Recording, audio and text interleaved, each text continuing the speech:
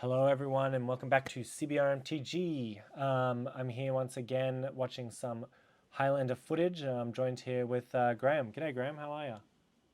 Hey, lovely to be here today. We've got the Joe and Boris versus Connor on Jeskai Control matchup today. It's going to be exciting. What do you think about this matchup, Angus?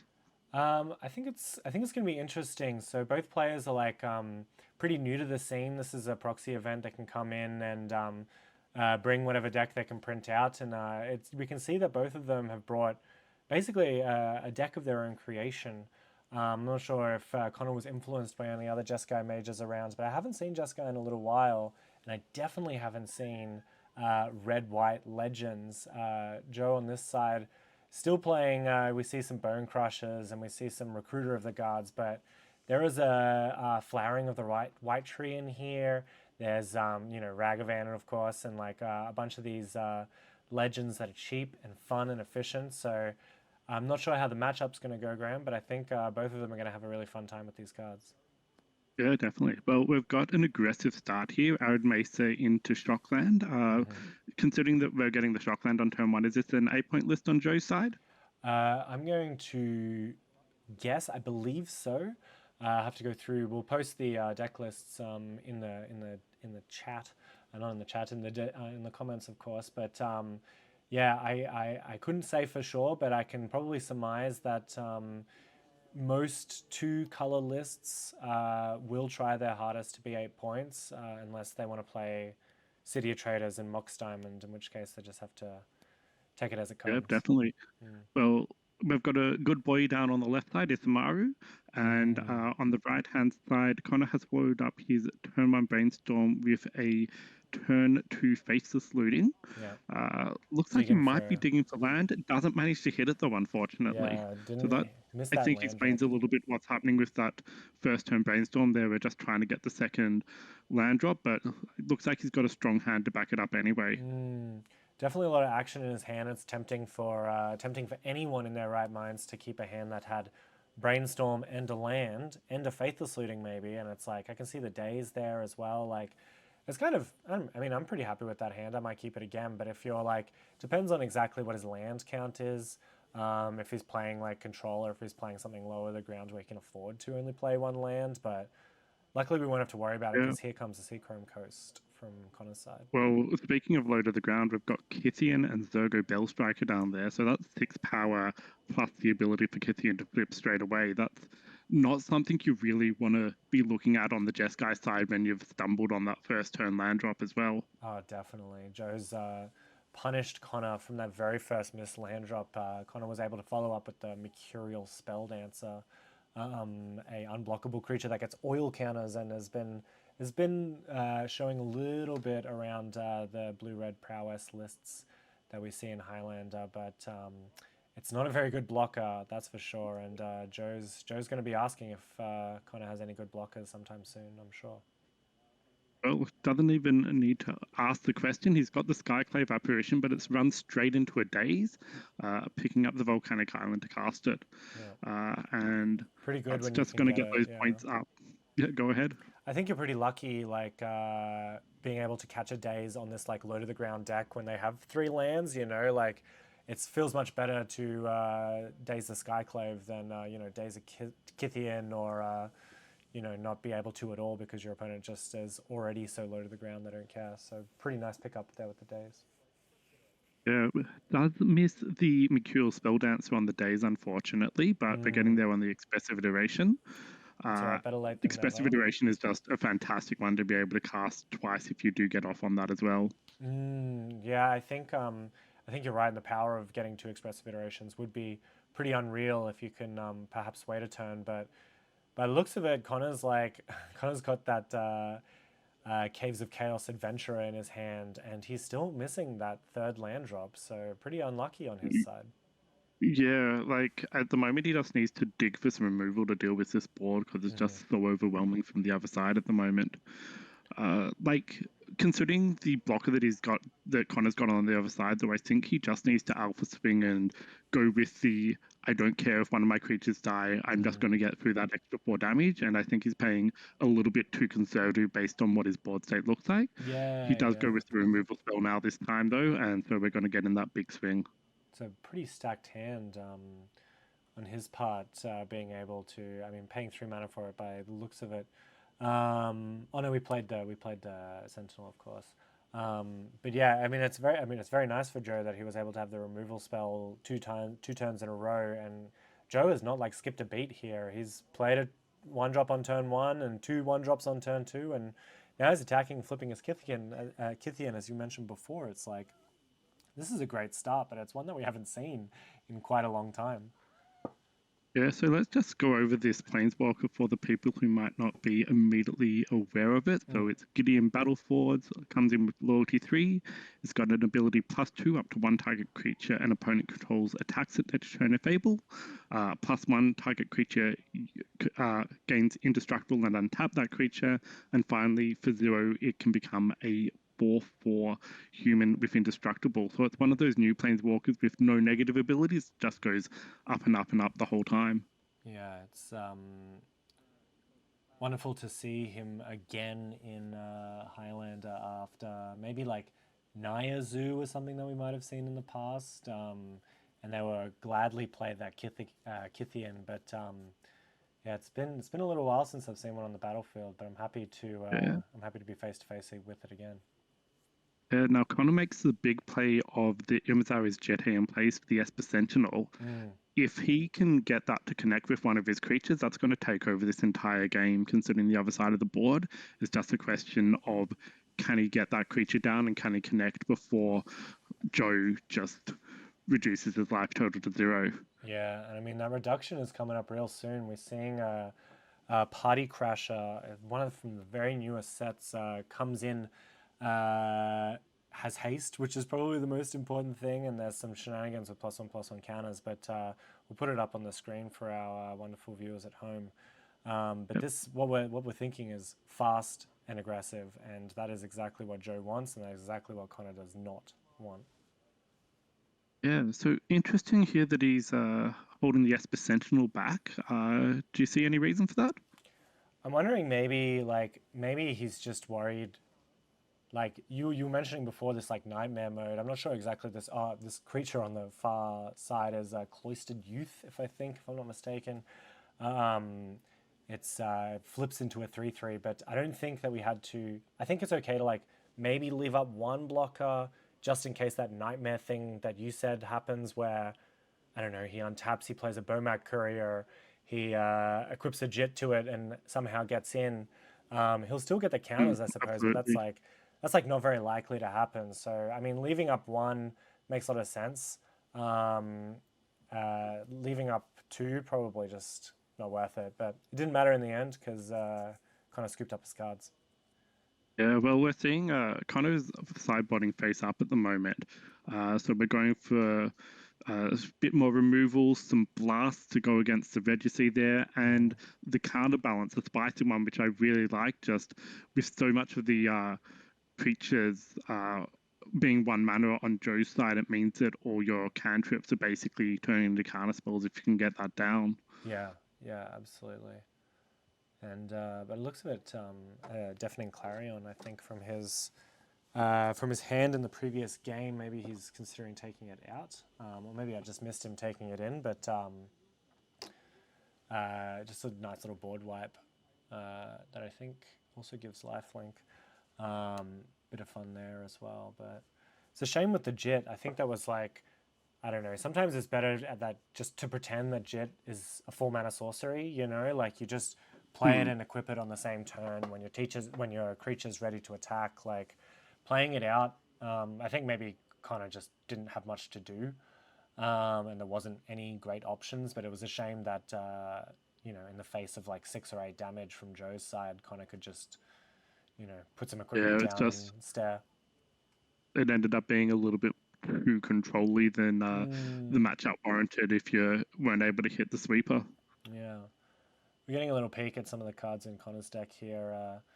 We saw the Mercurial Spell Dancer, but we also see a Caldra Complete. So, I mean, I'd bet my bottom dollar that Connor would also be playing Stoneforge, and then likely with that Batterskull. If you're gaming up, there's a Jace as well. So if you're gaming up to play basically like a Stoneblade deck, um, this could be pretty hard for Connor because I don't know if that matchup is very well favored when Joe's really controlling the board.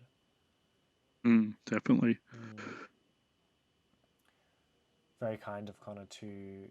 I think that's like I mean we're joking about it sideboarding face up, but you know Joe's like a brand new player as well, and like this would be like their like first proper tournament, his first proper tournament, and I think it's great. I mean it's like what we desire as well is to have it like a welcoming environment for new players. So kudos to Connor for sure. Yeah, that's great. So looks like we've worked out the boarding. I probably expect on Joe's side we're going to see a couple more red blasts to go into the blue that we saw on the other side. Not sure what other spice he may or may not have for the control options, but looks like they've shuffled up and we're going to go into game 2. Yeah, it might be tempting on Joe's side if he has him in the sideboard to play like Sanctifier and Vec and Core Fire Dancer or whatever, like because you're kind of like Core Firewalker because you're kind of trying to protect against red sweepers maybe, and I guess you're trying to survive from a bolt. It depends on what's in Connor's hand, but it might have been tempting to try and bring in those red protection creatures for that potential board wipe. Yeah, that sounds like a good plan. I'm really liking the hand that I saw, though. We've got Mental Misstep into Mana Leak, so can safely ponder with the free counter spell, Yeah, which absolutely. rumors about it going to +1 point, having been watchlist by the committee, and that's the best possible target I think you could have seen for it as well. Yeah, Get probably the even the turn 1 best. Ragavan. Yeah, probably even the best argument. I think something that I heard in Discord conversations and stuff that really sort of intrigued me was people saying that if you point mental misstep, like all of the other one drop cards become stronger, and so maybe if they're like 1 point and 1 mana, they're kind of like 1.5 points or 2 points now, and you know, devout A-core players will be terrible, like feeling very terrible about the 5 points put on A-core when can be blown out by the most played card in Highlander, which is Mental Misstep. Yeah. Oh, So ooh, we're getting to gets see down something an more fun Sentinel here. again. Meaning that playing the tempo game is a little bit harder. You have to tax yourself a little bit for that. And is that a... It's a Triumph of St. Catherine. We're Yeah, playing it that's what nice I and thought it slow. was. Yeah, we're playing it nice and slow, and we're at least talking about how we're paying for our SP Sentinel. So Connor being very clear with his words here. Joe looked at the card, said, "Ooh," which is what happens when you draw a miracle, and then kind of put it in his hand. But of course, through footage, we were able to see Yeah. that it was, the miracle card. But Still separated, fortunately, as well, I think.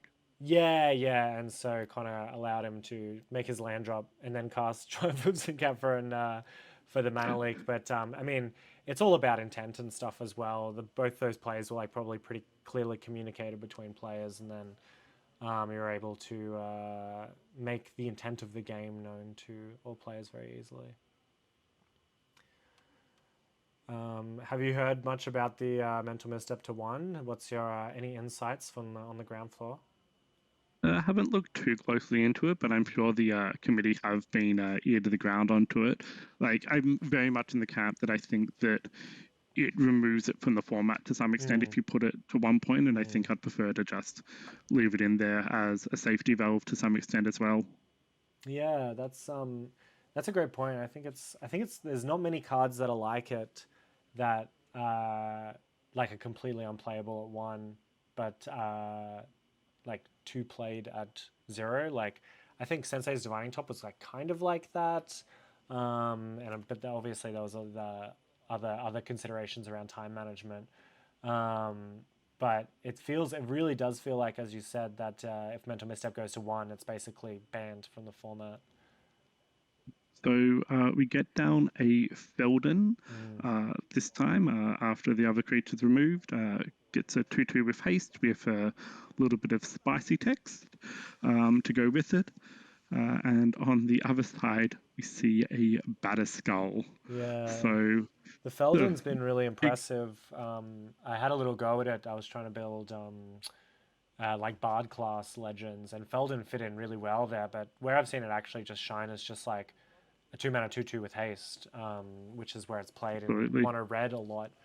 We're having a fun one here as well because Skyclave yeah, can not get the Batterskull nor the Germ no, because of the two separate clauses on it. But Feldon, yeah, just giving you a little bit of card advantage when it's dealt damage, which is not bad at all for red because we see all these like reckless impulses and Ren's resolve and stuff, giving a lot of card draw to red, and I think Feldon's like very emblematic of that. Mm. It's definitely been a different experience playing against the XL red deck versus the more traditional, just these are the 7 cards I've got in my hand, and this is what I'm dealing with now, 1 card per turn.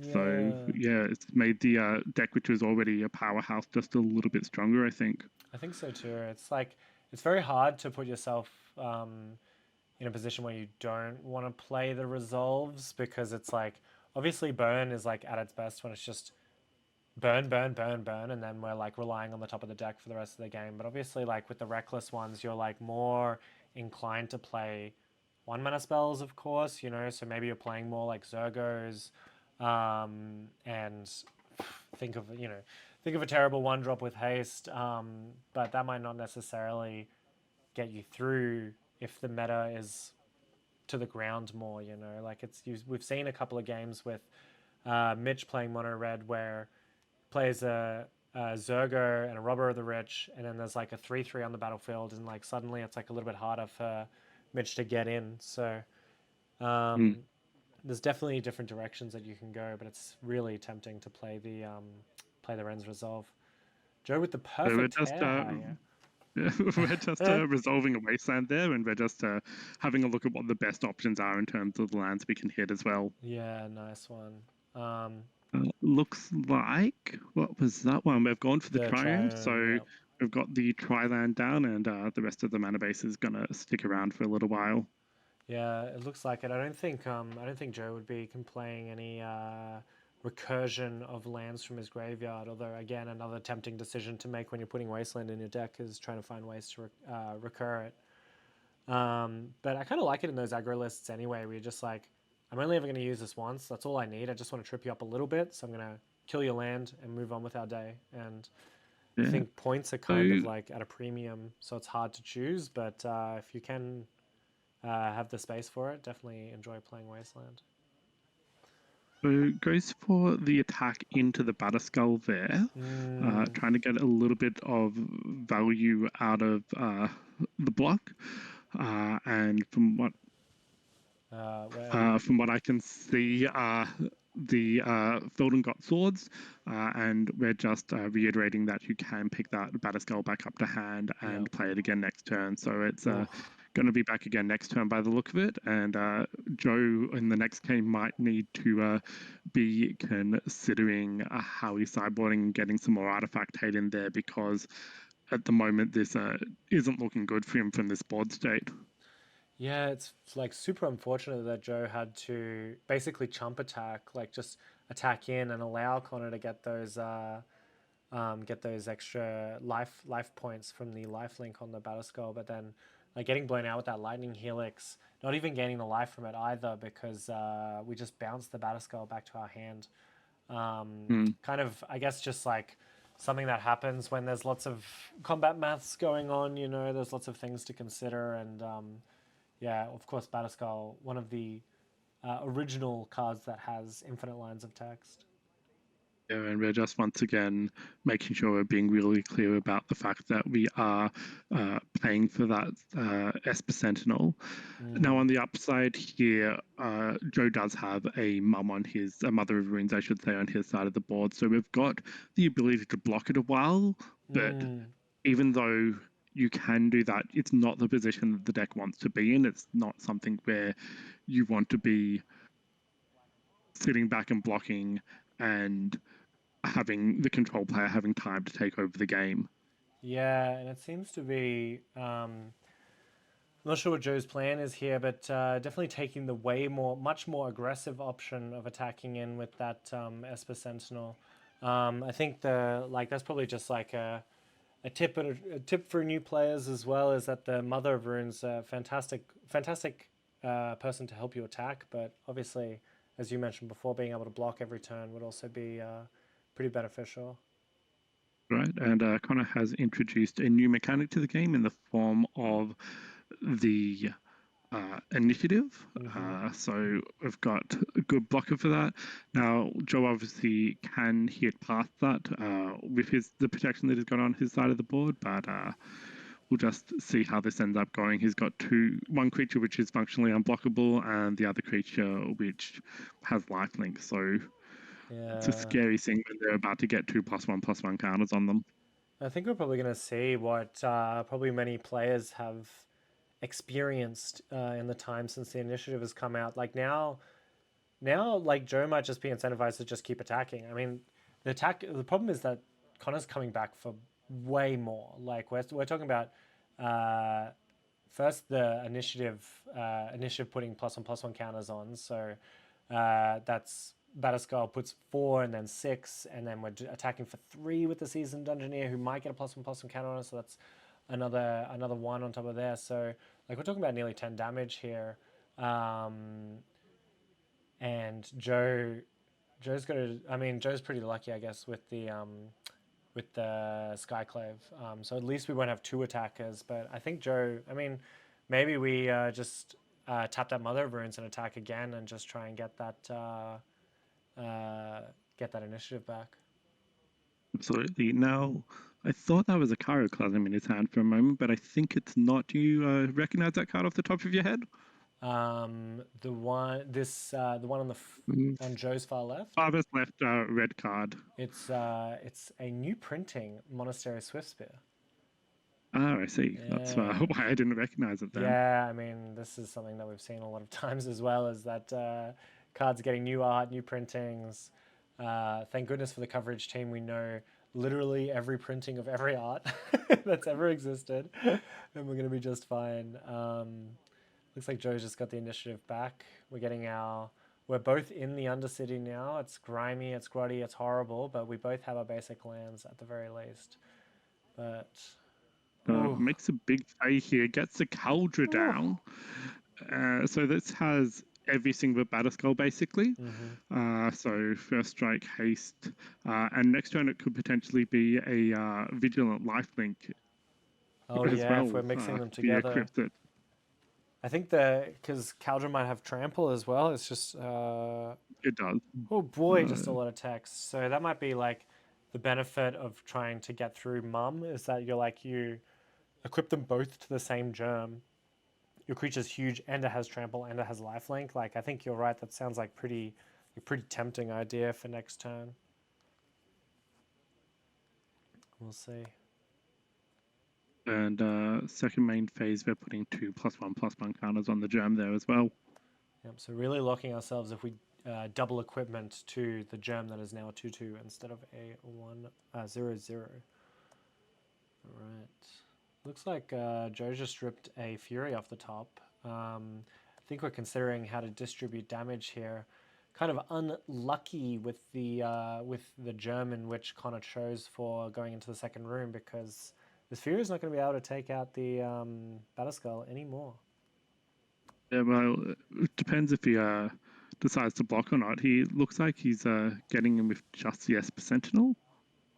And is taking that damage as well. So doesn't want to fall into that same trap as last time where the Batterskull got blown out by a lightning helix. We're just Yeah, going to let the 2+1/+1 counters go. And next turn we've got this big attack, presumably with the Cauldra equipped to the Batterskull. yeah, that's going to be big, Takes an big. extra 2 off Ancient Tomb here. Not sure exactly what that was for, unfortunately. Um, perhaps flex value. It's not 100% sure, but we did attack. And yeah, I think we'll just And back it up yeah, here. that's enough there. Yeah, right. So I guess really, really complex. I remember old D&T heads will tell you in Legacy about how hard it is to properly play a mum, and I think like we kind of saw an example there of Joe could have possibly prevented quite a chunk of damage by keeping mum on defense instead of using it to get in with that Esper Sentinel. So I think he Yeah. came out of it pretty So happy. Uh, we'll see, even though it was an 0-2 loss for him. yeah, well, Connor has bought in Shattering Spree and Wear Tear. Mm, So seeing some really just make some decisions in response to the artifacts he saw on Connor's side of the board. yeah. Now, the things I would be looking at here is obviously they're winning the game, but they're not a big part of Connor's deck, so Mm, there's not a lot of other artifacts you can hit there. And I think Joe may have unfortunately overlooked the indestructible part that Caldra has listed on it as well, yeah. which could be a little bit scary here. Yeah, I'm wondering So if we'll we get see whether or not any. that comes up. Yeah, I wonder if Joe does manage to get the play this time as well, though. that's a good place to be. Good place to be for those red white aggro decks for sure. Yeah, we'll see. We'll see if there's anything else that might have any splash damage for Connor. Now that we are actually seeing that wear tear in Joe's hand, so hopefully, yeah, as you said, hopefully Joe will actually just have a target for it because Caldra Complete doesn't die to wear tear. Batterskull Uh, does, if you can get it at the right time, of course, with that 3 mana bounce clause on it as well, it can be a bit tricky. Yeah, now this is a bit of an unfortunate hand though, because there is no mountains in that and a lot of red spells. So Mm, I think if I was Joe, I would be throwing that back, but we'll see what decision he makes. he's getting tempted by it. I can see it. He's got it. He has, I believe, a Giver of Runes, and I believe that Cloistered Youth that I was mentioning before, a 2 mana 1/1, I believe, and then it flips into a 3/3 at the beginning of your next turn. So Yeah, but pretty once cute, again, but it feels like it's once again something where you're going to be on the defense mm, after a while, and that's not where the deck really wants to be. I feel this hand's a bit of a trap, and even though you can play on curve, you want to throw that back and get something that's going to get a threat down on turn 1 and turn 2. yeah, I agree. It seems by the looks of it, Joe's going to keep that hand. So we will see. We will see. We will see what kind of trap it is. It's really hard to make those decisions, especially in hindsight, because if Joe just rips a mountain off the top, he's going to feel like the smartest man alive. You know, it's like, oh, all Absolutely. part of the Well, plan. All part of the plan. on Connor's side, we see that Jitte back again. So, Mm, as I said earlier, that has the potential to take over the game, but it's going to run right into the wear tear this time instead. yeah, yeah. And we've got the turn 1 monkey. That's a So, beautiful we've got monkey. some. It's a bad time for it. I think, I mean, Giver Runes is there. It depends on if depends on Connor's hands, but I can see he just thumbed forward a chain lightning. So if he does play his hand right, he will be able to get an attack with this monkey. But we'll see what else is happening. Ooh, Yeah, so we've got the lightning bolt on both sides. yes. Well, actually, Unfortunately, you think though, that's a chain Joe. lightning. Yeah, unfortunately, Joe still missing that red mana. Unfortunately, did not listen to Graham's advice at the start, and now is going to pay the hefty price. Chain lightning Yeah, coming well, down. we still get the Go. Giver of Rune uh, giving protection to the other creatures, so Ragavan wouldn't be able to attack this turn. Uh, Yeah, Looks you're like right. he You're hasn't right. chosen to do that. Um, yeah, yeah, you're So, absolutely right. So there would have been the opportunity. Maybe Joe just saw like the writing on the walls. Maybe and wanted to, if he was going to take the turn, if he thinks he's like pretty likely to get bashed by the Ragavan, it's like going to happen anyway. You may as well take the turn off to play this Flowering of the White Tree. So new yeah, enchantment from legendary enchantment from the Lord of the Rings set that gives your regular creatures +1/+1, and your legendary creatures +2/+2. I think. Yeah, fantastic. Well, That is a he great hits buff. the Jitte off the treasure token, Mm.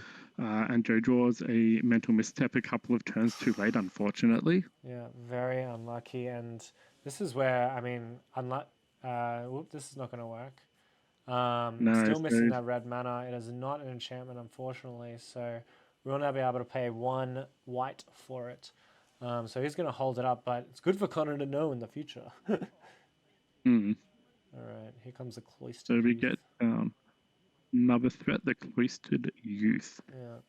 So I think So Giver of Runes is in the graveyard just next to the battlefield. But yeah, only Cloistered Youth battling up against this Ragavan. We'll see if Connor has another removal spell for it. I think there's an interesting decision point here of as to whether or not you just equip the Ragavan to get those two counters on it and just Mm, remove some of the threats off the other side of the board. Decides not to do it in this case. yeah, possibly And just prioritizing. I guess he had 2 mana, so he still could have done the Serum Visions. He's probably just, I suppose, just prioritizing the cards in his hand. But he definitely still had the mana to equip and also have a land up to play that Serum Visions. So see what shenanigans he's absolutely. hiding. Here's that red mana we were talking about. Ouch. Sunbay Canyon, the new Horizon land. Oh, get out of here, kitty cat.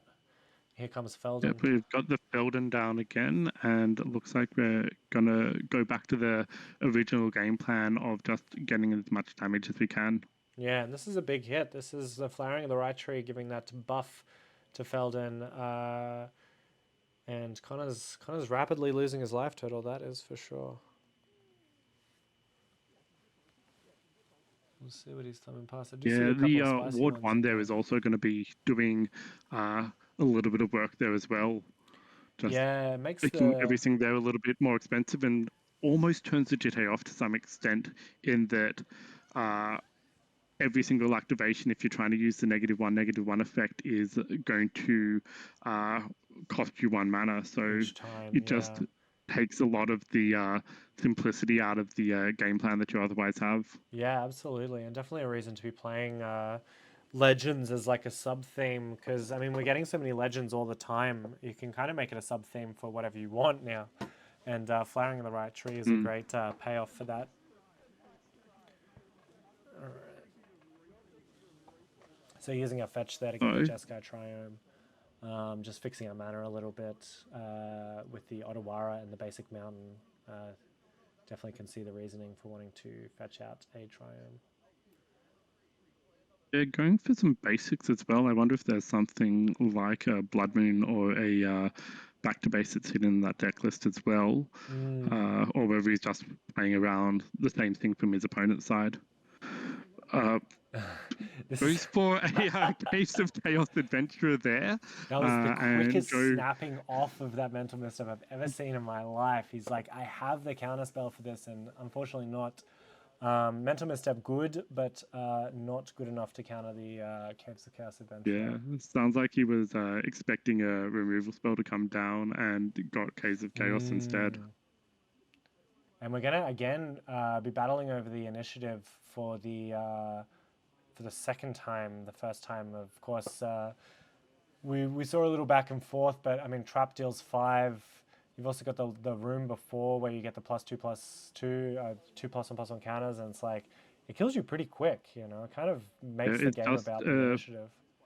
yeah, as soon as it's in play, it means that it's the main focus of the game, Hmm. rather than who's trying to control the uh, battlefield instead. And Joe takes the opportunity to get rid of the GTA, and I'm just not sure that's the best thing to snap it off on when your opponent doesn't have a creature. Yeah, And yeah. there's Maybe the just potential of yeah. bigger threats there as well.